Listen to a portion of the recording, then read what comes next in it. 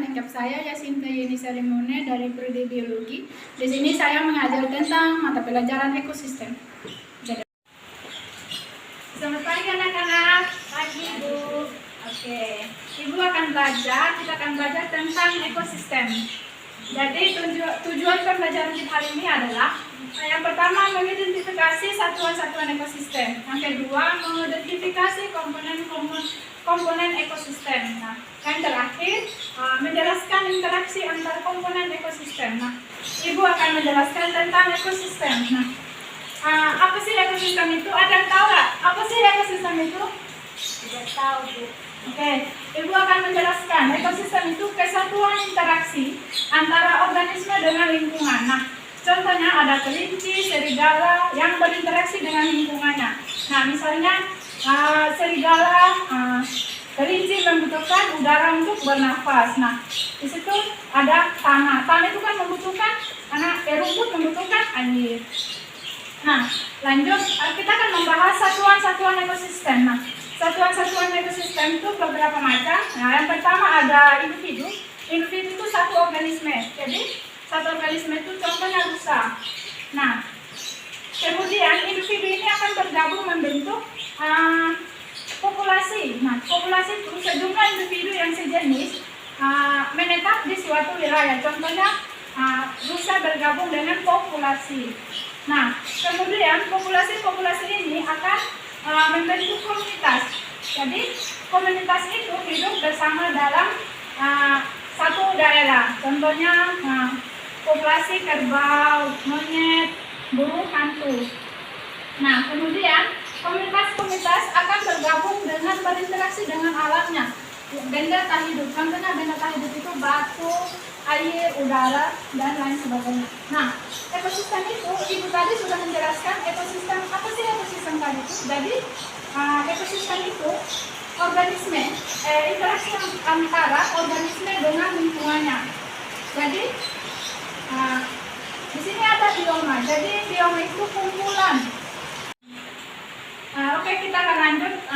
Bioma itu kumpulan ekosistem yang ada di bumi ini selanjutnya akan membentuk bioma. Jadi lapisan-lapisan bumi ini akan terjadi bergabung atmosfer membentuk biosfer. Kita lanjut dengan materi berikutnya, ada komponen ekosistem. Jadi komponen ekosistem itu ada dua. Yang pertama ada biotik dan abiotik. Nah, bio ini artinya hidup. Sedangkan A artinya tidak, bio artinya hidup. Jadi contoh apa? Ekosistem yang hidup, misalnya hewan, sel, bakteri, jamur. Nah, yang tidak hidup itu yaitu batu, air, dan udara. Nah, sebelum itu kita lanjut jenis biotik. Jadi ada tiga, yaitu produsen. Produsen itu suatu organisme atau makhluk hidup yang menghasilkan makanannya sendiri. Contohnya tumbuh-tumbuhan yang menghasilkan makanannya sendiri, maka dikatakan produsen. Yang kedua ada konsumen. Konsumen itu makhluk hidup, makhluk yang tidak dapat. Yang kedua ada konsumen. Konsumen itu makhluk hidup yang tidak dapat menghasilkan makanannya sendiri. Contohnya manusia dan hewan. Misalnya, manusia bisa yang walaupun bisa memasak sendiri, tapi masih membutuhkan bahan-bahan lain sebagainya. Yang ketiga ada dekomposer. Dekomposer atau penguraian.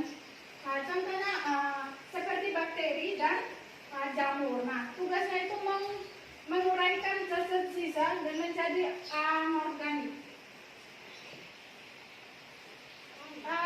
Sekarang kita akan belajar tentang pola interaksi. Nah, apa sih pola interaksi itu? Ya, Ibu akan menjelaskan pola interaksi itu. Jadi, organisme tadi akan bergabung dengan organisme lainnya. Seperti kita manusia tentunya tidak bisa hidup sendiri. Begitu juga dengan organisme lainnya. Jadi, adanya ketergantungan itu akan membentuk suatu pola interaksi. Jadi, pola interaksi itu Ibu akan jelaskan ada 7. Yang pertama ada pola interaksi netralisme, merupakan hubungan yang tidak saling mempengaruhi. Contohnya domba dan ayam. Ibu akan menjelaskan ada 3. ada domba, ada 2 ayam. Domba ini akan makan makanannya sendiri, ayam ini akan makan makanannya sendiri. Jadi mereka itu tidak mengganggu satu sama lain. Itu yang dinamakan netralisme. Yang kedua, ada kompetisi. Kompetisi itu persaingan antara individu sejenis untuk mendapatkan sarana tumbuh dan berkembang. Contohnya singa. Singa ini ada 3 singa beda jenis kelamin. Contohnya singa yang memperebutkan, maksudnya itu ada 3 singa. 3 singa ini 2 singa beda jenis. Yang 2 singa ini sama jenis, yang 1 singa beda jenis. Jadi 2 singa ini memperebutkan yang beda jenis. Contohnya si betina ini jantan ini merebutkan 1 betina. Itu yang dinamakan persaingan antar individu sejenis mendapatkan sarana tumbuh yang berkembang.